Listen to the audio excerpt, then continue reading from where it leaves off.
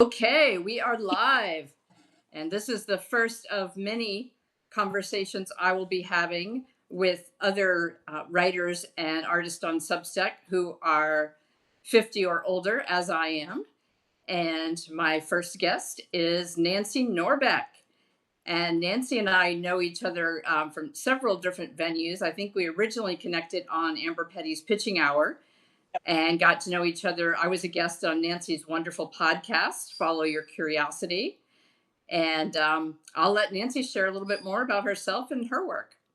Yeah, so I've been doing Follow Your Curiosity for about not quite 6.5 years now. And I also am an author. I have a novel called The Silver Child, and I'm a creativity coach. And I've got a course called Make Bad Art, where I help people to let go of their perfectionism, which frees them up to do all sorts of creative things and also be nicer to themselves and improve their relationships as a result. And working on all sorts of other fun creative things too. And I publish on Substack a publication called The Spark, where I talk about creativity and also, frankly, whatever else I feel called to write in any given moment. So it can be a little bit of anything. So that's me in a nutshell. I can relate to that. For those of you who don't already know me, I am Wendy Gordon. My Substack is Changing Lives, and I've been writing it weekly for 3 years. I say writing it because that's what I did originally, but starting this year, I have switched to video and audio posts primarily, with a written one every now and then. But of course, with the written and audio post, you can always click view transcript if you prefer to read content. But it's been a wonderful adventure. I started out writing strictly about mental health and have since shifted to incorporate spiritual health because, of course, the two are deeply intertwined. And I have talked with so many other wonderful writers, including Nancy, who understand that creativity and spirituality kind of go together. And we're interested in exploring spirituality in the broader sense, apart from all the religious baggage, just, our daily lives and creativity.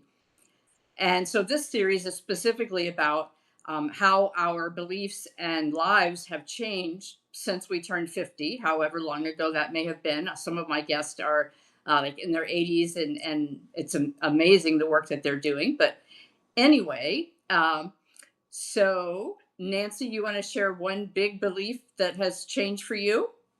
I think I think rather than sharing it as a belief, I'm gonna just start with the story that I told you, which is when I was about 23, not quite 24, my mom turned 50. And when I called her to wish her a happy birthday, I said, "Happy birthday, I'm jealous." And my mother said, "Thank you. Are you crazy? Have you lost your mind?" No, because I figure by the time you turn 50, one of happened. Either you've figured it all out, or you don't care anymore if you figured it all out. And I think my mother had absolutely no idea what to do with this, kind of probably said, okay." And so, a little more than 3 years ago, when I turned 50, I called her up and, she said, "Happy birthday." And I said, "Thank you." And I said, "Do you remember what I said to you when you turned 50?" And she said, "No." So I told her what I just told you. And I said, "You know what? Turns out I was right. I haven't figured it all out, and I don't really care anymore if I figure it out." And I think that I don't think that, like, a switch flipped that morning when I woke up or anything, but I think that, there is just this gradual feeling of, yeah, that stuff that I used to care about really isn't that important anymore. I mean, there's a lot of stuff that I do care about a lot. I care about my nephews and what their future looks like. There are certain issues that I care about a lot, but a lot of the stuff, like the minutia, the stuff especially where it has to do with what other people think about me, I do not care anymore for the most part, unless it's like some very particular thing. I really don't care anymore what people, like, okay, if you want to think that I'm crazy or that I'm a terrible person or whatever, and as long as you don't have some impression that's going to like land me in prison that's completely incorrect, I really don't care. You can think whatever you want to think, and that's fine. It's really, that expression that what other people think about me is none of my business. Like Yes. I've never totally been able to wrap my head around it as that expression, but that's kind of as close to it as I get. It's kind of like, yeah, okay, whatever. I, Yes, that I has been a similar um, big thing for me, and almost all of the other writers that I've connected with so far to schedule future conversations.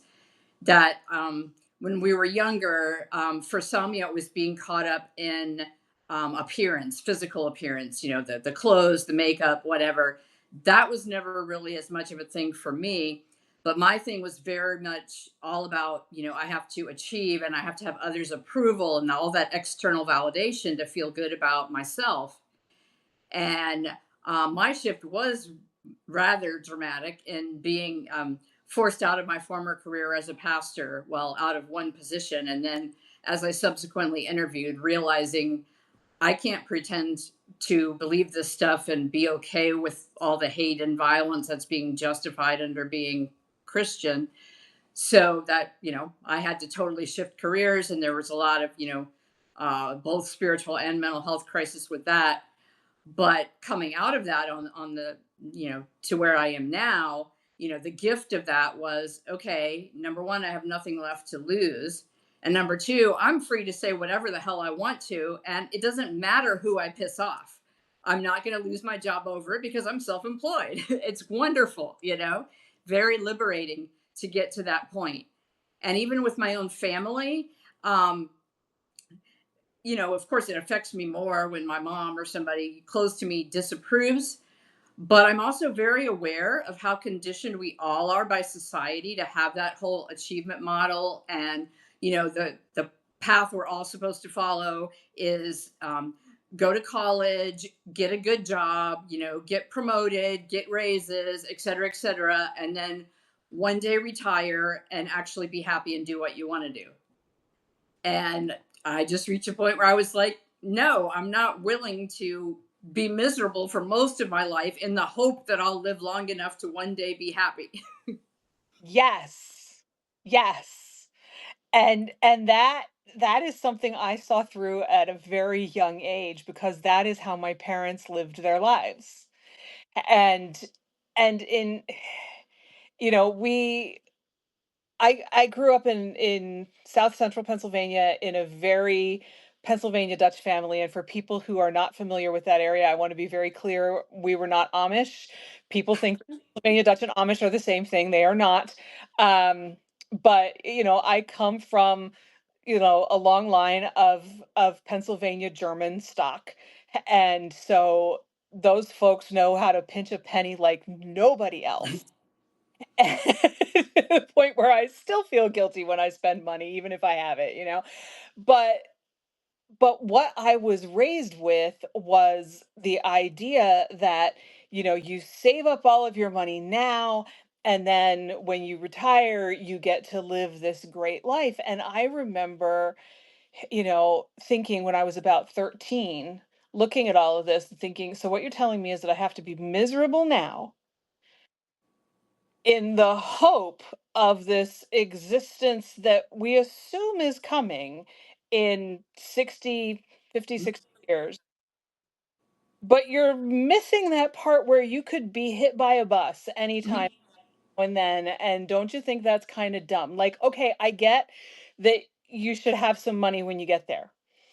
But don't you also think that you should enjoy what you've got while you have it because you know you have it now? And the sad thing is that now my parents, who are not quite but very nearly 80, my dad has some mobility issues now. So that whole plan didn't exactly work out the way it was supposed to. And about eight 8 years ago, I went halfway around the world to Australia and New Zealand, and I had an excuse that a friend of mine was getting married in Australia. She was also getting married here. Kind of left that part out. Um, but I fully expected to hear from my parents when I said I'm going to New Zealand and Australia for a month that, you should save your money and you should do that later when you retire. And yet I didn't. And I think it was because it was a year or two after my dad got his diagnosis. Mm. And so it was like, yeah, you know what? I'm not doing that. I'm going now while I know I can. Yeah, for my husband and I, even though I was still seeking others' approval to a large extent, the life changing event for us was we vacationed on Maui for our 10th anniversary in 2001, and like it was instantly home when we walked on the island, and the spiritual energy and the natural beauty, and especially the underwater world. Snorkeling was like, oh my God, I'm in heaven. And so we literally, on the plane ride home, we're already talking about how can we move to Maui. We had bought a book called So You Want to Live in Hawaii with all the practical stuff. And like within a month, we had our house put up for sale and impatiently waited for it to sell. And then the next year, we both quit our jobs, which were our new professional careers as pastors, which we had were tens of thousands of dollars in student loan debt from getting the master's degrees for. But nevertheless, we went to Maui. We had tried to get jobs and stuff lined up in advance, but that wasn't possible. We knew our career wasn't possible because there was only one church of our denomination on the island. But we were just like, screw it. You only live once. This is what we want to do. And on top of that, another older pastor, the day after he retired, he went hunting and there was a hunting accident and he was killed. And so that was another reminder that, yeah, that all sounds great that one day we're going to have this life, but you never know what can happen. We may not get to that life. I'd rather live now. And so we've spent 10 wonderful years living on Maui, worked in the tourism industry. So we got to do all the cool activities for free, the luau's, the boat trips, the helicopter rides. It was glorious. Ultimately, it was not financially sustainable. And now we live in Texas, but I will never regret that we did that. It was wonderful. Um, and yeah, that was hard to explain. Some family members were like, what, you're throwing away your career at 5 years into it when you still have all this debt from your degree. But like I said, no regrets. Yeah, you have to listen to yourself. You just do. If you don't, you're going to end up regretting things later on that you didn't do because somebody else told you not to. Mhm. And it's so hard to actually remind yourself that it's okay to listen to yourself when all of these other people are saying, "What are you doing? You're throwing things away." But at some point, you are really the only one you have. Yep. You only have the one life, and you've got to do what you feel in your gut you have to do, because it's at a certain point, if you haven't done that, something in you is going to force you to do it in a Yeah. way that you like or a way that you don't like. And so you might as well go with it, do it the way that you like. It's so much better. But it can be really hard to hear that even when you realize logically this is so much better. It's hard to hear that when you've got other people trying to tell you who you are, to trying to tell you what you can and can't do. It's tough. But I think the gift of turning 50 is the ability to just start saying, I don't care what you think. Yeah. I don't care.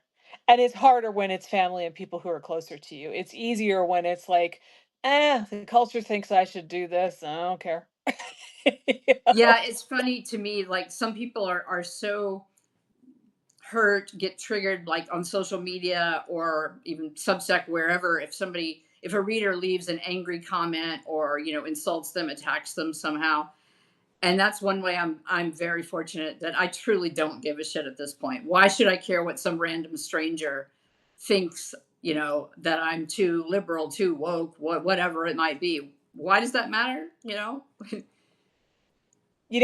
I will tell you, when I published my book, which was almost 10 years ago, it was June of 2015. I was so excited. It was my MFA thesis novel. It was finally out there after several years of, editing it and putting it away and pulling it out to edit it again and all of that. And I sent it out to some book bloggers and folks like that to get reviews because I had published it myself. And what nobody had warned me about was your first bad review. Mm, And and I was sitting at my desk at work when I got it, which is the worst place to be because you don't want to read it, but you want to read it because you're so excited because you don't know that there is a time bomb sitting in that you just got, right? And and I sat there at my desk and I still remember exactly how it felt. It felt like this rush of heat that came straight up my body, and I especially remember it like coming up into my ears and all the way up into my head, and because it was bad.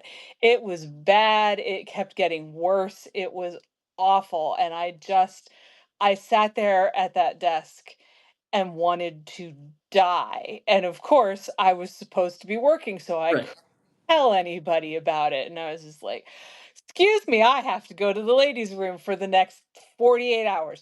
And, like, I need to not be here in any way possible. And I texted a couple of friends, and one of them, God bless her, knew exactly what to do, and she sent me a couple of links to collections of famous classic books and their terrible reviews. And it saved me. It absolutely saved me. So, reading how The Handmaid's Tale was completely panned by the New York Times was just like, not that I am Margaret Atwood, not that I will ever be Margaret Atwood, but it just felt like, oh, Margaret, you and me together. you know? It was just like, wow, if they said that about her, I am in the best possible company and it's all going to be okay. And so I think realizing that like it happens to everybody, and so like it's still not a fun experience. It's not something you want to go through, even if it is a comment on your Substack and not a review of the thing that you spent years and years working on. But it's still like when you realize everybody gets crappy comments, everybody gets bad reviews, it at least makes it more normal and more human and easier to just be like, yeah, okay, you're one Yeah. person and I don't have to pay any attention to what you think now. One of the first articles I wrote, I started writing on Medium for a couple years before I started my Substack. And on Medium, I wrote about like all kinds of different topics. But one thing I wrote about was exactly that. I did a whole article about famous writers who had totally gotten panned. And like Dr. Seuss almost burned his original manuscript because it had been turned down so many times and he decided it was crap. And I mean, on and on and on with, like you said, multiple famous authors and how many times they got rejected. Um, and that did inspire me, absolutely. Yeah. And also the same thing with imposter syndrome, to hear best-selling authors say, no, actually, I have it worse now because I feel this, like I wrote this bestseller. And so everyone expects me to, be this great writer. And what if my next book flops? So yeah, it's something that never goes away. And even though, I say, oh, I don't care what people think, there's always still going to be a part of me that does. Like when I create this awesome product, especially when I just like offer it as a free download and like no one gets it. Now, granted, that's partly on me because like I mention it once and then they don't get it. And I'm like, oh, obviously no one wants it. But yeah, and the same thing with the comparing on Substack. When there's a post about, I can't believe it, I started a month ago and I already have 750 subscribers or whatever. And I'm like, I've been writing 3 years for a week for every week, and I only have like 500 now. Finally, it's so easy to do that comparison in anything, and wonder like, what am I doing wrong?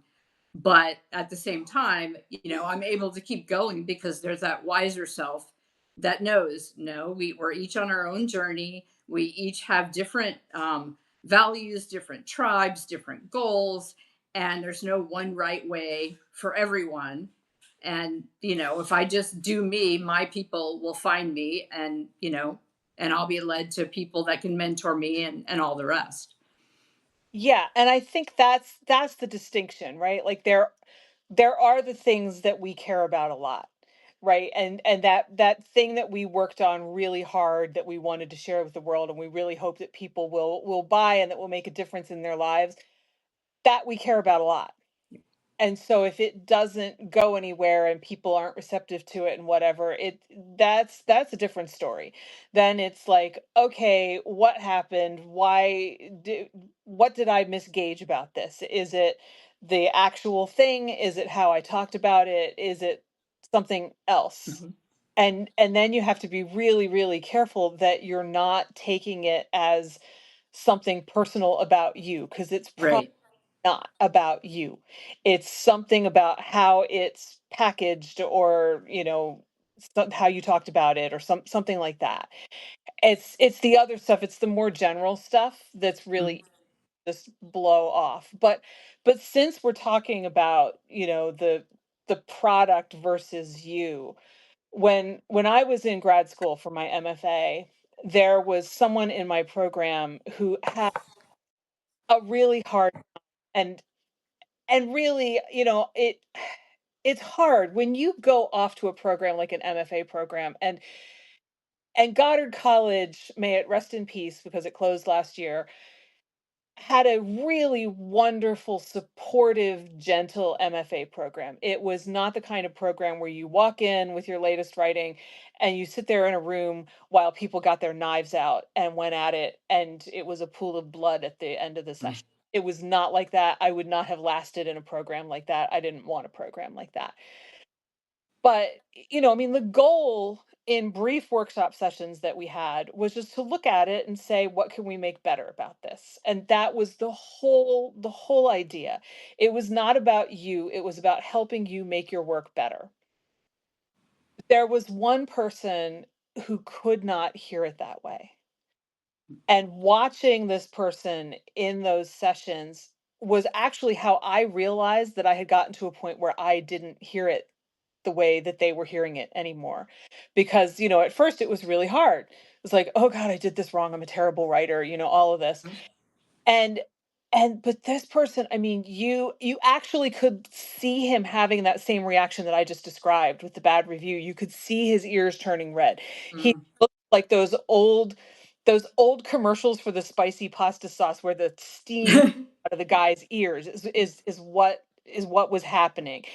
And you were expecting the steam actually, because everything from here up was bright red. Mhm. And it did not matter how gingerly we tried to word what we said.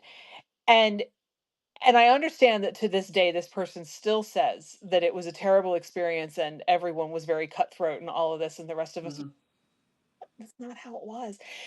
And after one of our sessions, our advisor, because these always happened in advising meetings that were like an hour long, so you weren't even on the hot seat for more than 5 or 6 minutes, stood in the hallway and tried to explain that this was not a personal thing and that this was about the work, not about the writer. Mhm. Was there for a good half hour or 45 minutes, and clearly it didn't make a dent. But I think if you are doing any kind of creative work, whether it's writing, painting, designing, documents for people, however you're defining creativity, and Wendy, I know I define it really, really Mhm. broadly, so almost anything. You got to separate yourself from the work, so that you're not taking it personally all the time, because people's comments are about your work, they're not about you. And if you can take those comments as, this is how I'm going to make my work better, and just look at it as, this is about the work, this is about this sentence, and not, Yeah, and that it can actually genuinely be helpful to get that feedback. I had a very similar experience in seminary, the grad school you go to be a pastor, basically, to get my master's, where we had to preach sermons live in front of the class and the professor, and get that kind of feedback from everyone. Um, and for some people, yeah, like you said, it was just brutal. Um, and I thankfully, I mean, I've genuinely valued that. I saw it as, this is constructive feedback. I'd rather get this now than, be in a church where the people that are whose offerings are paying my salary are the ones that are dissatisfied, right? Um, so it was very helpful to me to get that kind of guidance. And it also helped me see, like, one person would like utterly rave and think something was fantastic, and the other one would be like criticizing the same things the one person loved. And so that also helped me see, this everybody's opinion is subjective. I mean, there are some authors that I think are utterly horrible, and some of them are, best-selling famous authors that other people think are utterly wonderful. And that's okay. There's not like this objective standard of this is quality, outstanding work and this sucks. I mean, to a degree, like grammatical stuff and so forth, but not like overall value of it.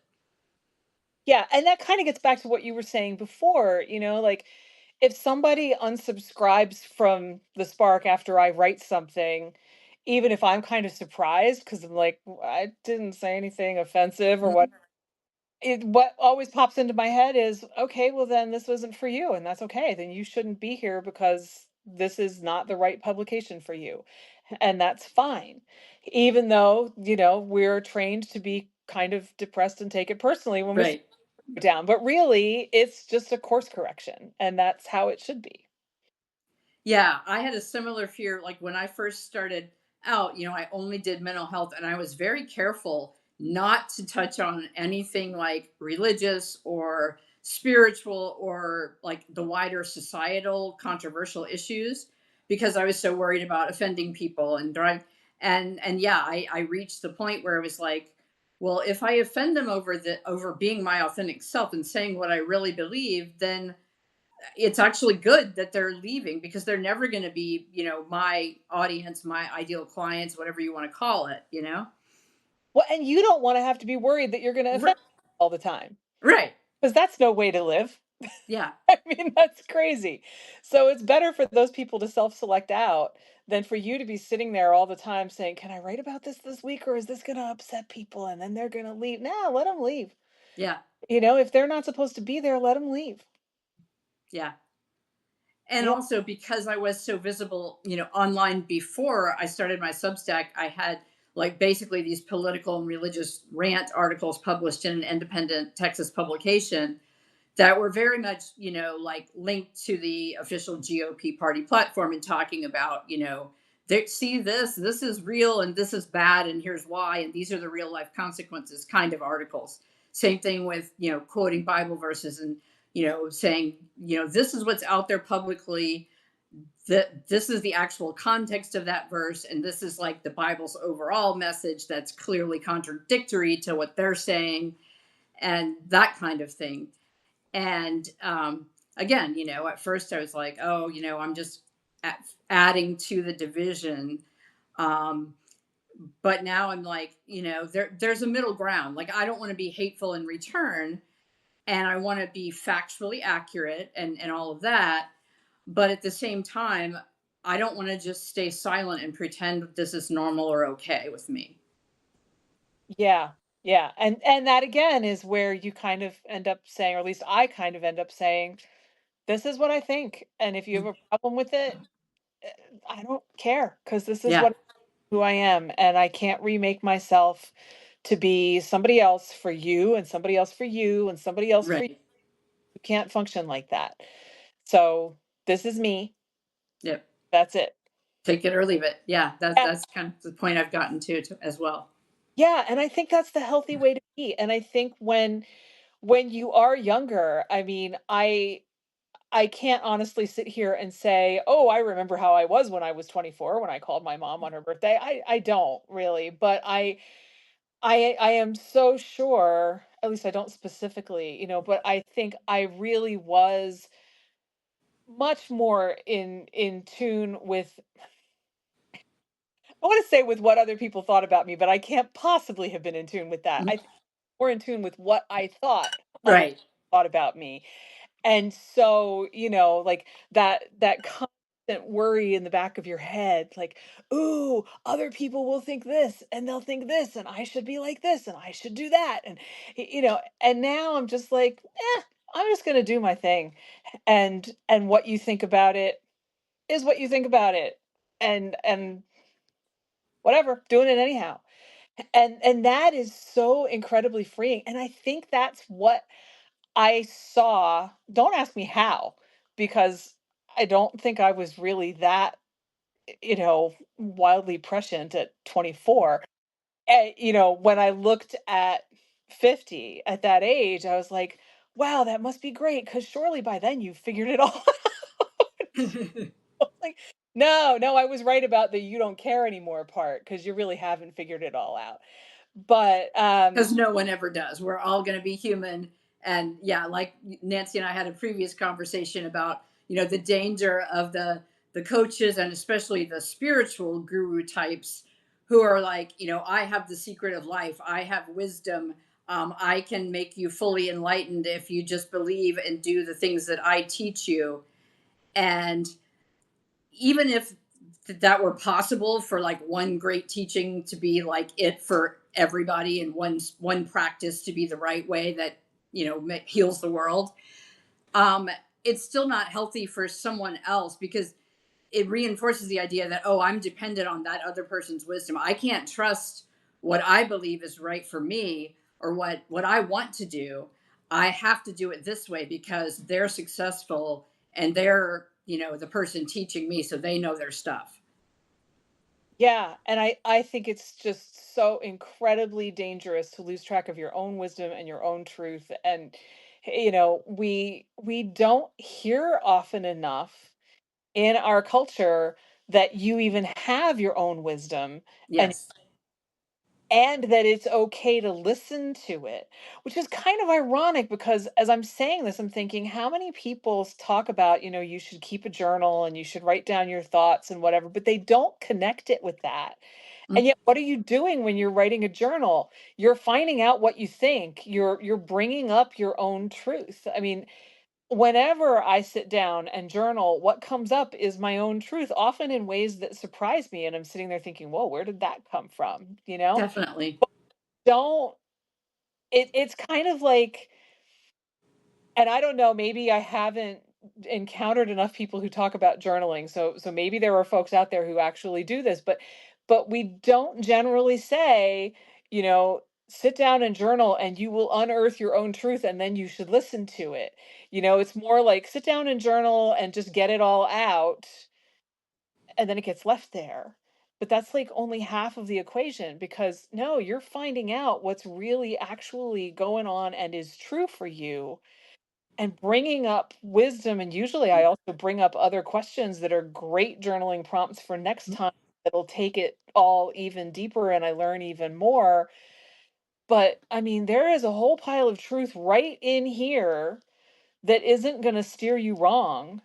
It's when you let other people tell you that what's in here is wrong that you generally end up in the wrong place. And that's what our society does, and that's what many religions do. But I mean, just the broader culture is all about this is the path to success.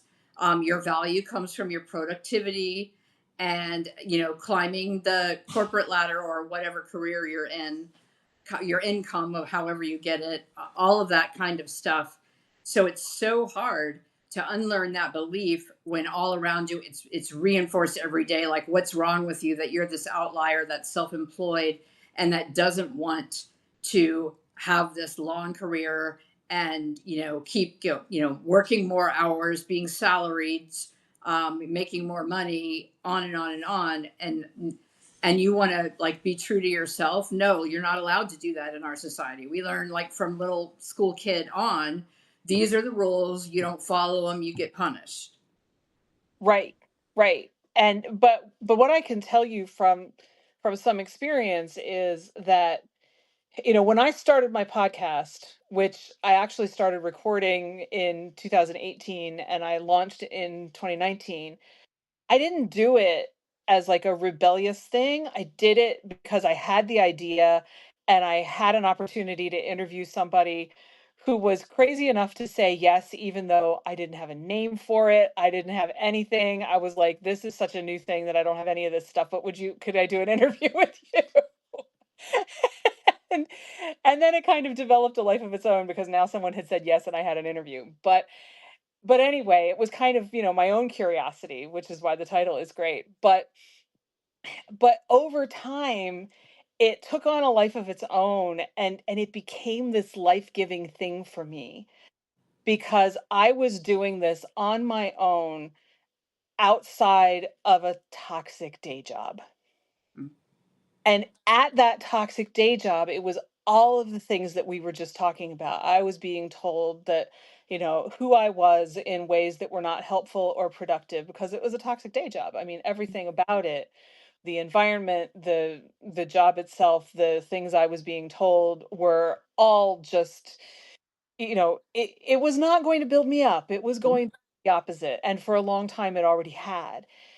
And what I realized over time was that, I never talked about the podcast at work. There were a handful of people who knew about it, but they were sworn to secrecy because it was like, no, this is none of your business. If I had an interview with somebody that I had to schedule during the day, during the week, I would just take a day off to do it. It was like no big deal.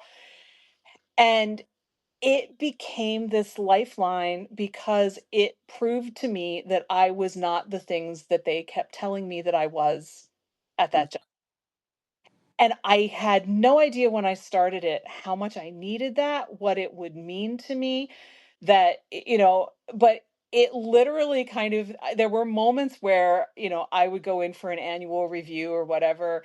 And even when it was a good review, it was always laced with, but this and but that, Mhm. all of this other stuff. And I'd just be sitting there thinking, uh-huh, I have this podcast that I do that, has been doing for all of this time, and I've never not released an episode. I've never had trouble finding guests. It just comes together. I don't always even know how. It's sort of magical. I don't get it. I'm not knocking it. And you're telling me that I'm all of these things, but I've got this happening. So, Yeah. yeah, I don't really care what you think because I know that's not true.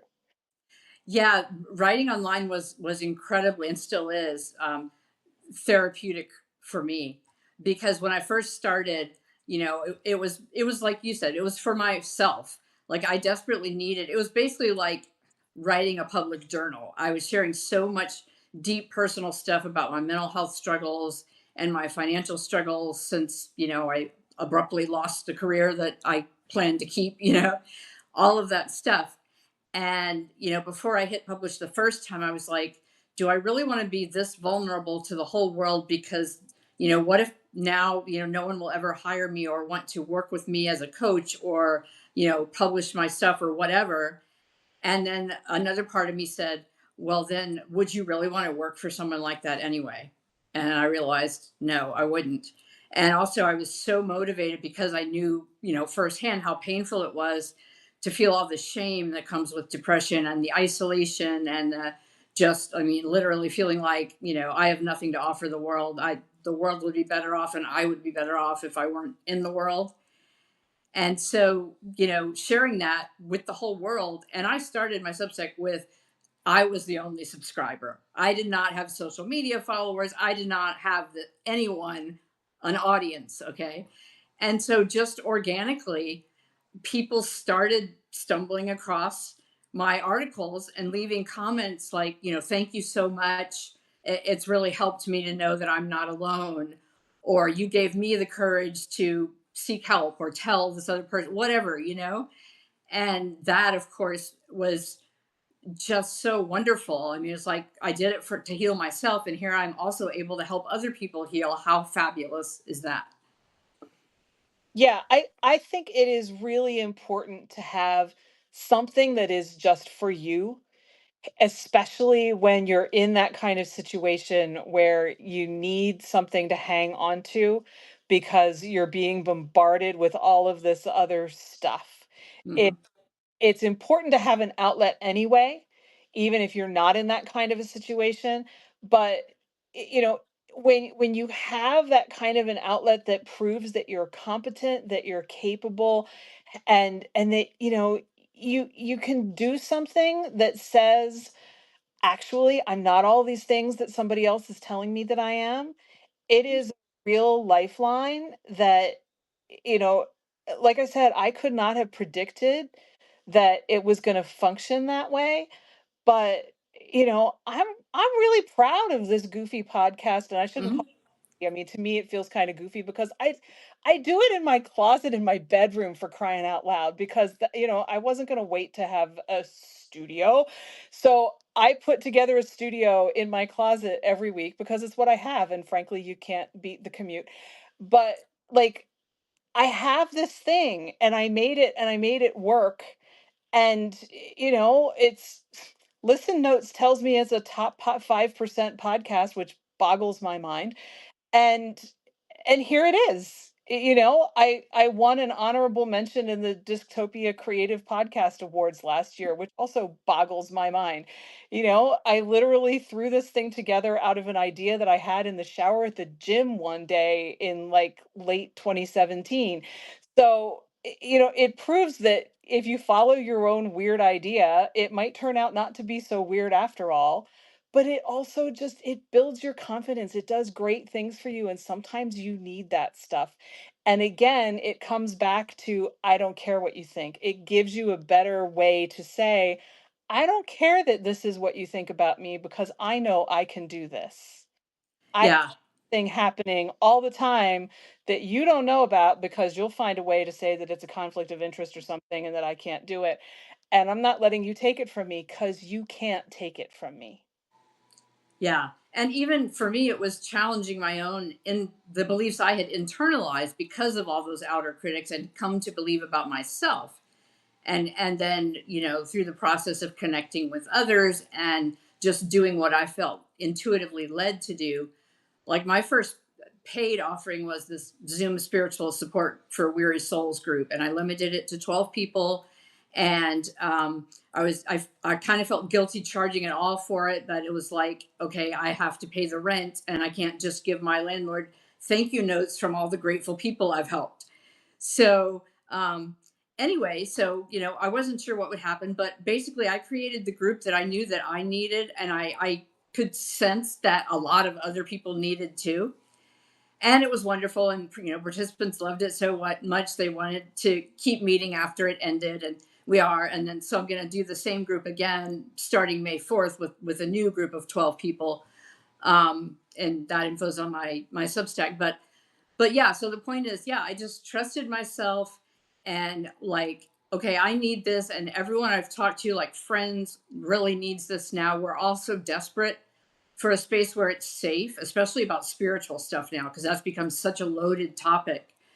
And people get shamed for asking questions in some communities, or they get shamed for being too out there, whether it's tarot cards, which aren't out there at all anymore, but for in some communities they're still not okay. So yeah, it's powerful. And actually, I see your note that you have a question. I don't think Substack enables audience members to speak at all, but if you want to try to type your question, we'll see if we can somehow fit it in. And I will say that Wendy is a great facilitator. So if you're thinking about joining that group, go for it. It's a good experience. Thank you. And ditto for Nancy's podcast. Before, I'm not just saying that because I was a guest on it. Of course, I think our episode is awesome. But before, in preparation to be a guest on it, I listened to multiple other episodes. And when I first went to the page, I was like, okay, I'll listen to, one episode or a few minutes of a couple different ones. But like I kept going down the rabbit hole, and like every guest and topic sounded so interesting to me. So they're all wonderful. And she doesn't have like pre-scripted questions. They're just like conversations that are fascinating. That's what we do. Okay, so I'm trying to look at Ashley's question here. I constantly believe that I'm getting onto a nonstop roller coaster. It's your passion. I can relate to that because it's my passion, but yet I'm also now trying to earn money doing it, and those two are often in conflict. Um, One writing block after another. Yeah, that's yeah, not I don't have a content planner. I literally, like, every Friday wake up and I'm like, okay, what am I going to write today? Or now, what am I going to record today? Um, and I keep hearing about how important it is to have a content strategy and a planner, and I actually think that's very wise advice. I just don't seem capable of doing it. Maybe it's my ADHD, whatever.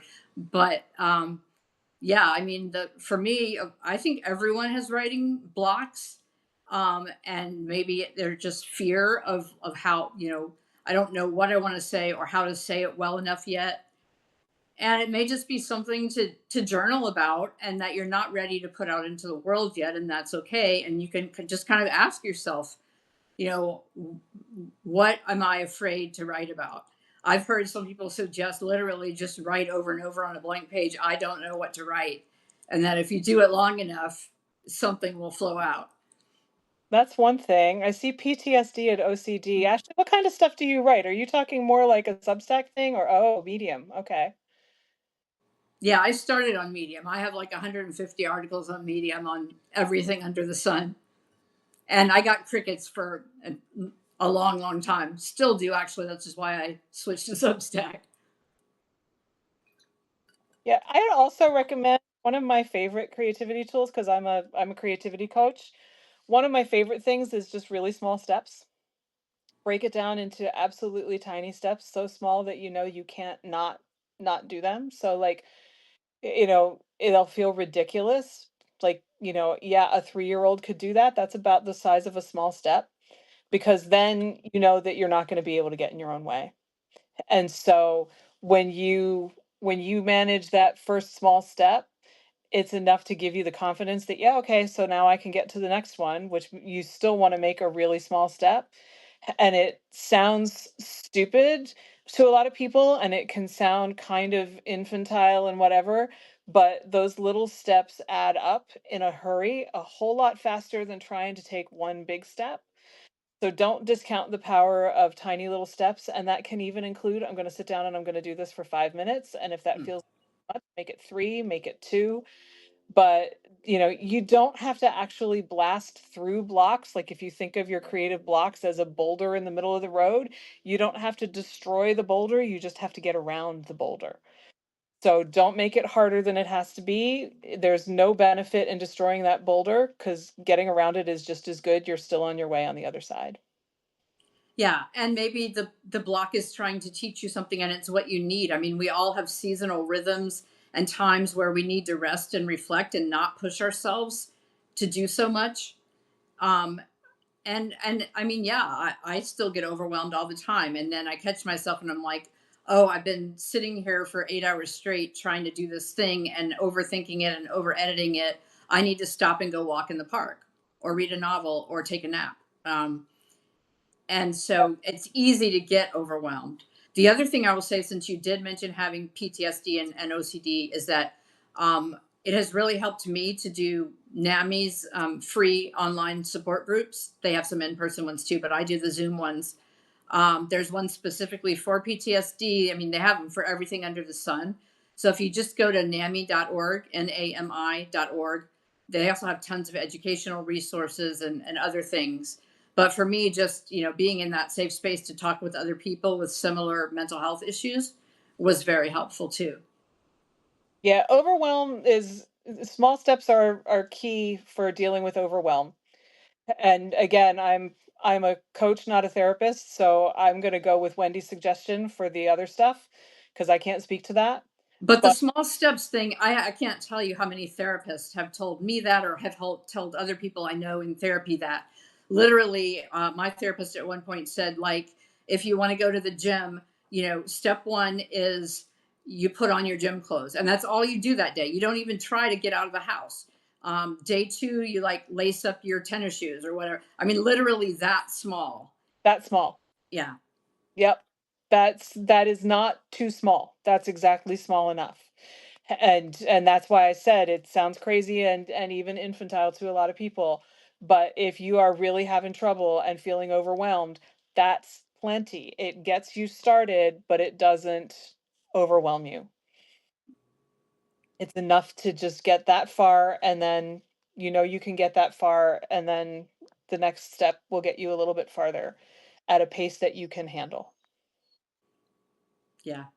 And Jamie says she has PTSD but has not found the groups helpful. It's so subjective, as with any group of humans. Same thing with 12-step groups. I'm not in recovery, but I went to some like open meeting 12-step groups that were very helpful.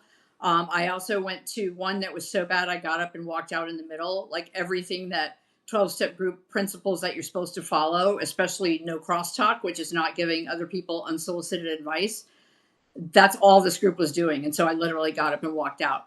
So it totally depends on the people in that group. And if it's like a therapy group with a facilitator, obviously it depends on the facilitator too.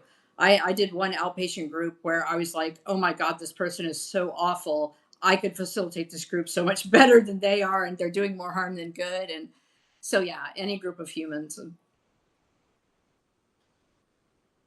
And yes, I'm so sorry to hear that, Ashley. That would certainly be a trauma that it would be very difficult to recover from. And when I was a pastor, I had parents that were still grieving, deaths of children by suicide or killed by a drunk driver, and murder is a whole nother level too. So yeah, I mean, obviously that's not gonna just magically heal. That takes a lot of support in multiple ways. And for me, and we had nothing nearly, like that, but just life traumas. I've had many years of therapy and journaling and groups and all kinds of things. So And Jamie can definitely attest to the power of writing her story.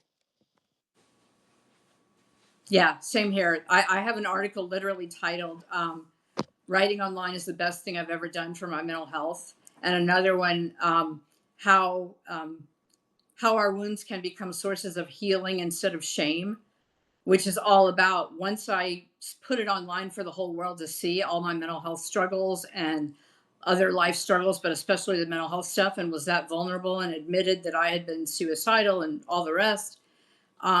Suddenly it wasn't this shameful secret anymore. It's like, yeah, anyone that happens to stumble across this on the internet is going to know all this deeply personal shit about me, and I'm okay with that now. If they don't like that, if they think less of me because of that, then that's on them, and they're not the kind of person I'd really want to have a close relationship with anyway, or work with. Amen to that.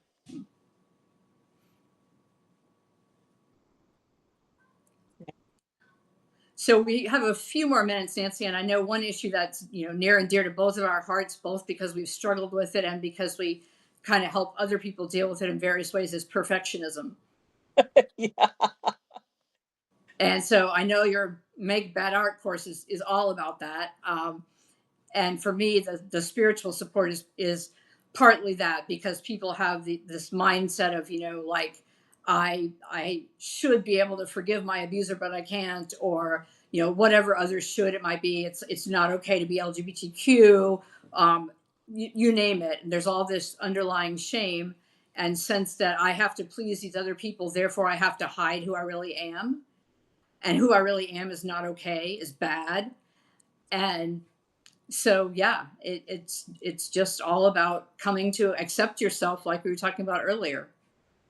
Yeah, there's so much that gets tangled up in perfectionism, and a lot of it is that I'm not good enough, and that seeps out into all of that self-judgment, and it colors everything else in your life. I mean, the most amazing thing to me when I've taught Make Bad Art so far is how tackling the perfectionism and self-judgment, you know, seeps is not really the right word because somehow that seems kind of icky to me, but but it does. It trickles into everything else, and it really improves people's relationships with everyone else, which makes sense because you improve your relationship with yourself, and therefore you improve your relationship with everybody else.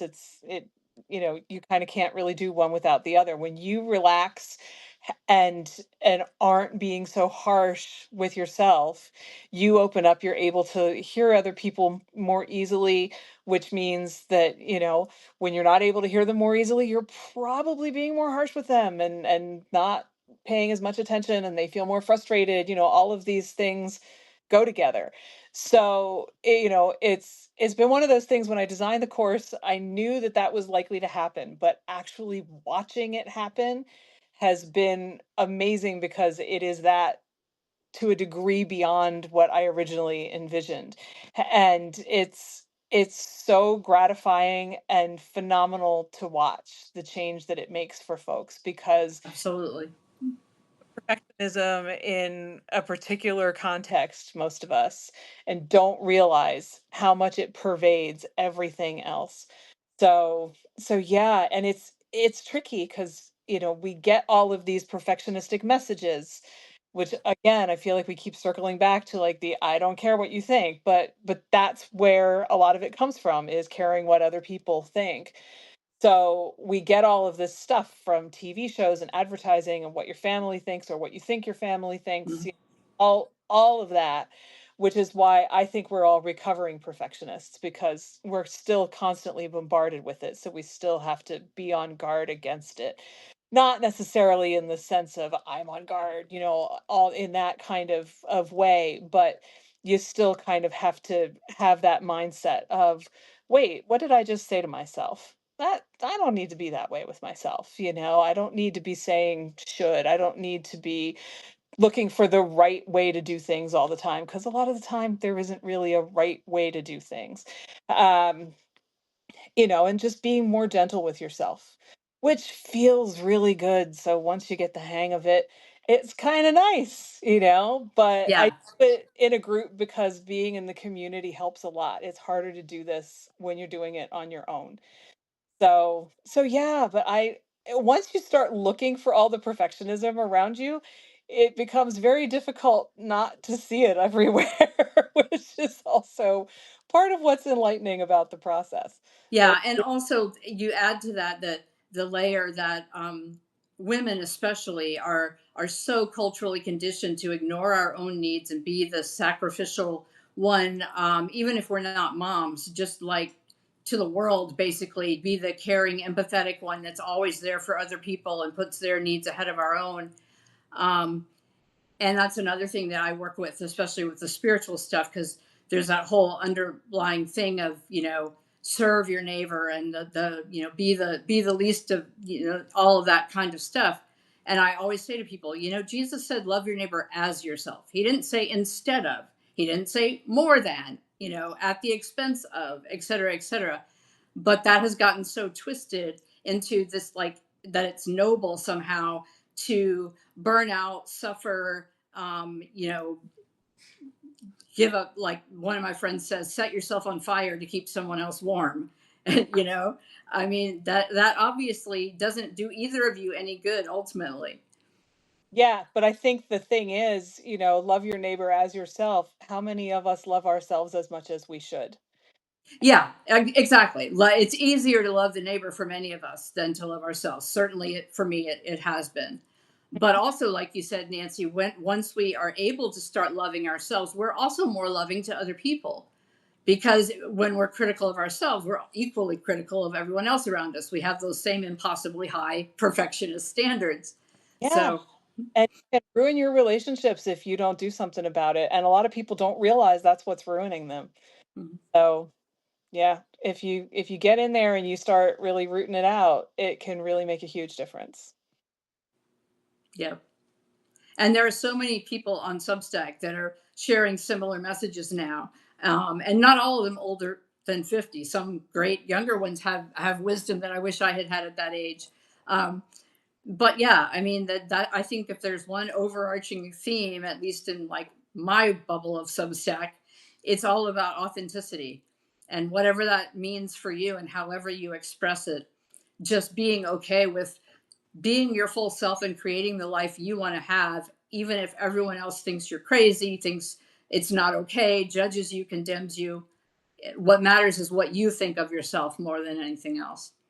Yeah, I think the younger generations are getting that at a much younger age than we did, and I'm very happy about that for them, and I hope that it continues that way.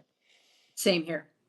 Well, Yeah. it is 2 o'clock now. We want to keep these to an hour and respect everyone's time. Thank you so much to all who have joined us live. And both Nancy and I will be sharing a recording of this later in various places. So if you couldn't be here live, when you watch this later, I hope you benefit from it just as much. And Nancy, thank you for being my first guest in the series and having such a great conversation. Thanks for having me. It's been fun. Bye, everyone.